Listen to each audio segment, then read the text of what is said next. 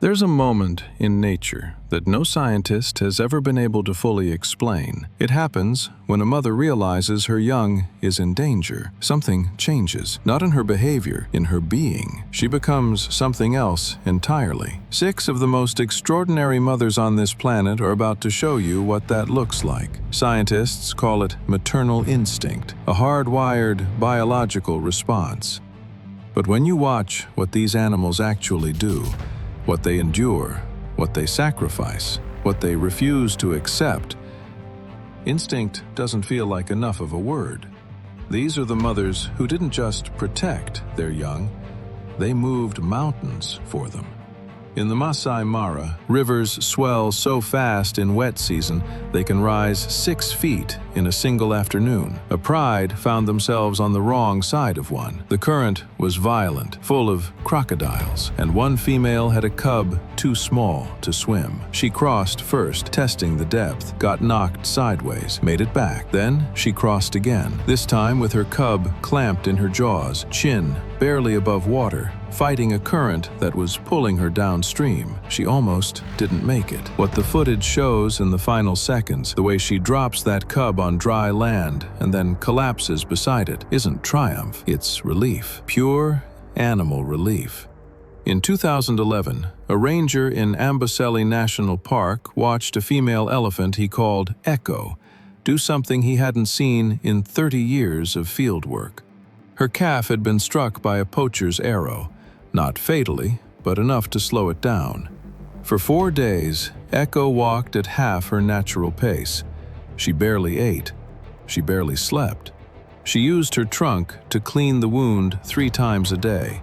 She positioned herself between her calf and the direction of the wind, instinctively blocking predator scent from reaching it. On day 5, the calf walked on its own. On day 6, it ran. Echo died years later at 64 years old.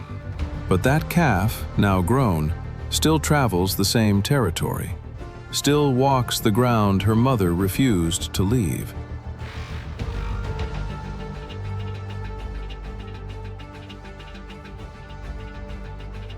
Orangutans have the longest mother-offspring bond of any non-human animal on Earth. 7 years, sometimes 8. A mother will spend the first year of her infant's life never, not once, setting it down. Not to eat, not to sleep, not to travel. And in 2015, researchers documented something that stopped them cold. A mother whose baby had died. She carried it for 9 days through the forest canopy. Not out of confusion, behavioral ecologists studied her closely. She knew. She knew, and she carried it anyway. Because for an orangutan mother, letting go isn't a biological switch. It's a choice she has to come to on her own. That grief is real. That love is real. And we don't have a better word for what she was doing.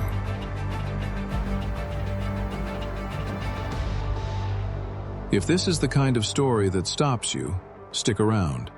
The next 3 stayed with me the longest. Subscribe if you haven't, and let's keep going. In Yellowstone, researchers tagged a female wolf they called 926F in 2012. She was the alpha of the Lamar Canyon pack. In the winter of 2013, with her pups in the den and a rival pack closing in, she was shot by a hunter just outside park boundaries. Her back leg barely functioned. She was 72 miles from her den. Over 11 days, with that injury, she navigated back. 72 miles.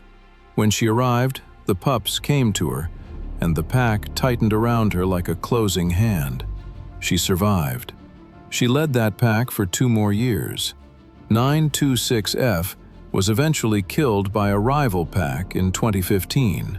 But the pups she came back for, they're still out there, still running Lamar Valley, still carrying whatever it is she passed to them.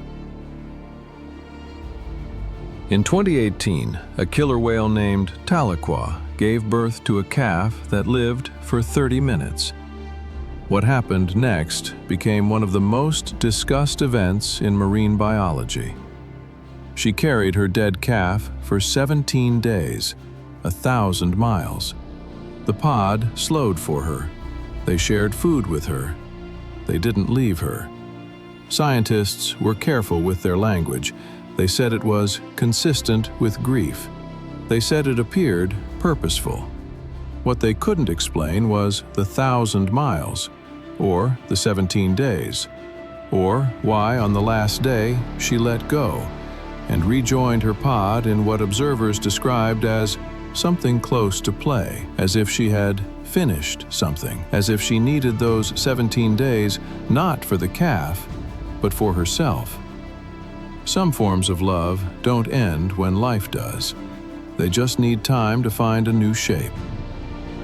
In Alaska, a bald eagle spent 11 weeks building a nest 6 feet wide, 400 pounds of branches and moss and carefully chosen material. The night before her eggs were due to hatch, a storm tore it apart. She rebuilt it in 3 days. She didn't abandon her territory. She didn't move on. She rebuilt with what the storm had scattered and what she could find new. And she sat on that nest and waited, and the eggs hatched. There's no dramatic rescue in this story.